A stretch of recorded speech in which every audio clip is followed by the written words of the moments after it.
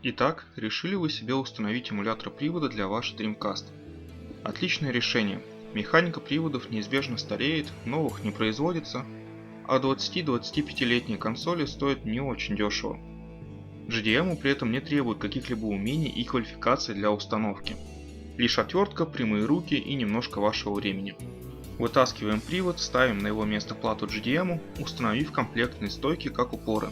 И все, оно работает. Не совсем так.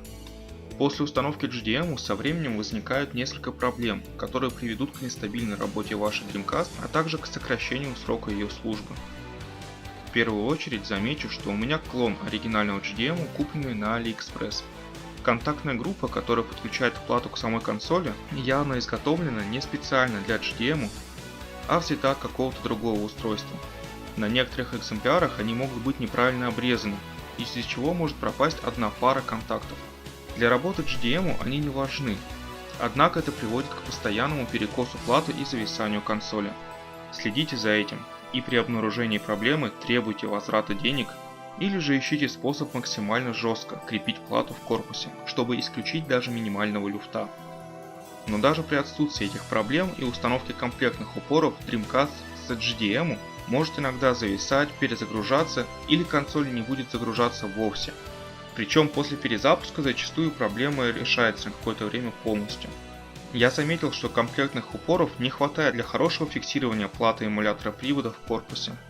Для этого на том же AliExpress продаются специальные корзины для GDM, но их стоимость я посчитал завышенной, поэтому сам распечатал вот такую корзину, которая фиксирует положение платы, имеет место для хранения нескольких карт памяти и исключает падение этих карт внутрь корпуса Dreamcast. Устанавливается она в то же крепление, что и привод GD-ROM, на те же самые винты. После этого проблема с зависаниями в моем случае не повторялась совсем. Но вот спустя некоторое время вы можете заметить другую проблему. Слева, где находится блок питания, корпус постоянно горячий.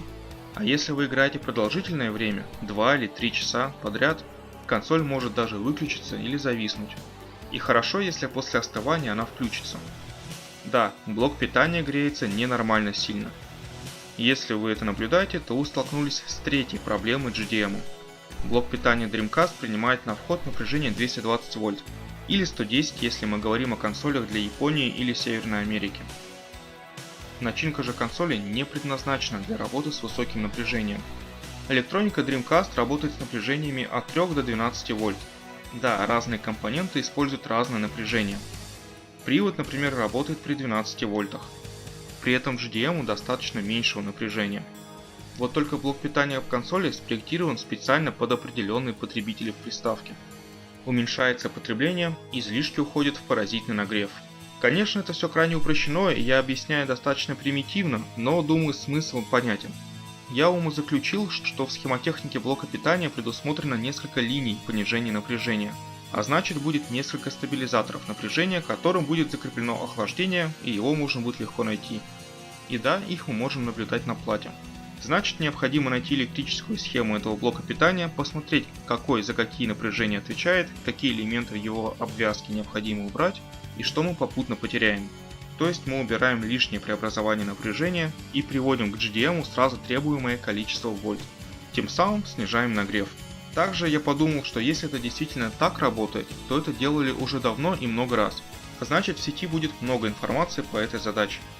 И я нашел лишь одно решение – заменить блок питания на Dream PSU.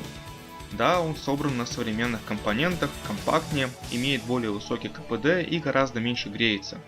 Но тратиться еще и на него мне не хотелось. Не исключаю, что я вообще плохо искал, и в ру-сегменте интернета информации по модификациям блока питания Dreamcast очень много. Тем не менее, на англоязычных и неожиданно для меня на испаноязычных форумах я сразу же нашел не только нужную мне информацию, но и готовое решение для блока питания. Это решение для всех консолей в целом одинаковое, различие только расположение элементов на плате в зависимости от региона консоли. В моем случае это европейская консоль, а значит требуется удалить этот стабилизатор напряжения и этот резистор.